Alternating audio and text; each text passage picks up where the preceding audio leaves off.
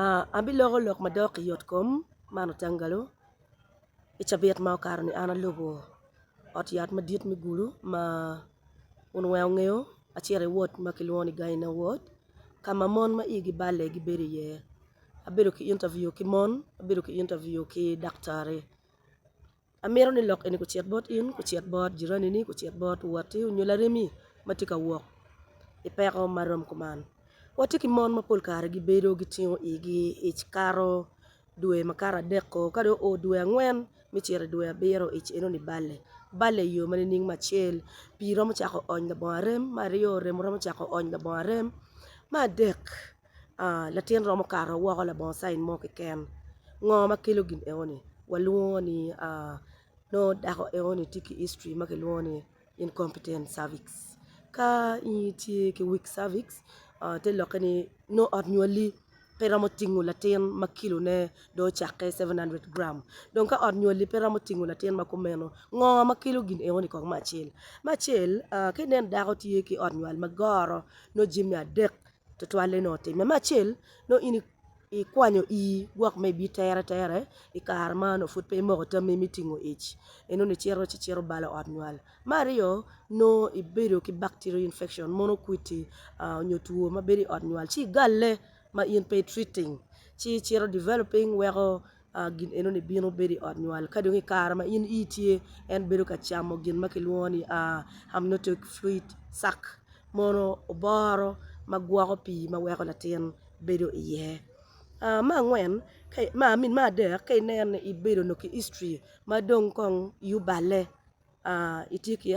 highest percent ki ma dok tieni me bale dong ngo ma ine timo kache nen itika woke peko makumeno ma chel mir nen dakta chon ma fut in pe yu pe me neno mi gamo you prepare yourself dakta neno ni balancing hormone meno ke kireo tutwale yat makelwoni progesterone balancing hormones ma wego odnywal tutwale aduro mi odnywal eno ni bedo tek maramo oling latien mario dakta bumini tam kadong ini gamo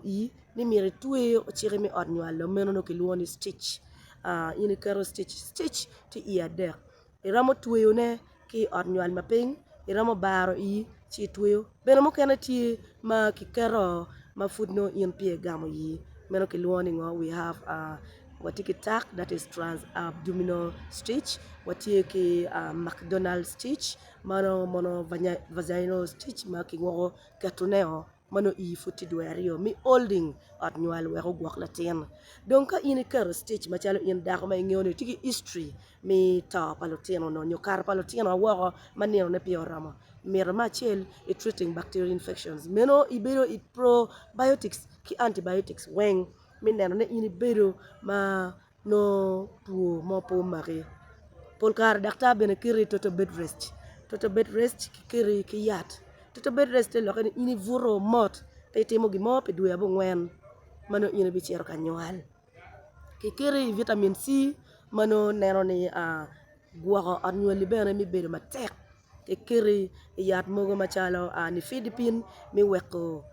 odnywali bedo kam that is your uterus will be calmed mokene bene daktar bumini time to abstain from sex in any way kono oral sex kono you know when I say that total bed rest no orgasm no sex for 9 months pian gimo ke ken ma yilo odnywal dong mero bet pe para wang ma duwe abungweno karo donc in may ti wako kenyo may neno jirani ni o yiko dong no tiano makara beach yiko no tiano makara bichel dakta pol kare wanya ni gimope honestly no gimope ento pol mon pe gingeyo pe kamano giti ka wote ye pero eno ni no ini tiki goro e odnywal pol kare bedo tek ke cho mi bedo ki mon makomeno pia neno dogoni mi vuro ko duwe abungwen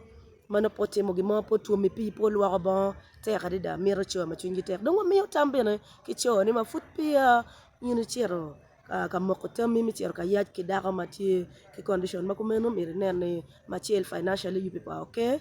mario miro neno securing doctich padaro kibe madek miro nene no utie ki gin maramo gwaklo tino dok bene unene spacing kin nywal pian eno ni obedo moko tami ot ana foyo mano tangalo penien matin dok wanen dire afoyo matek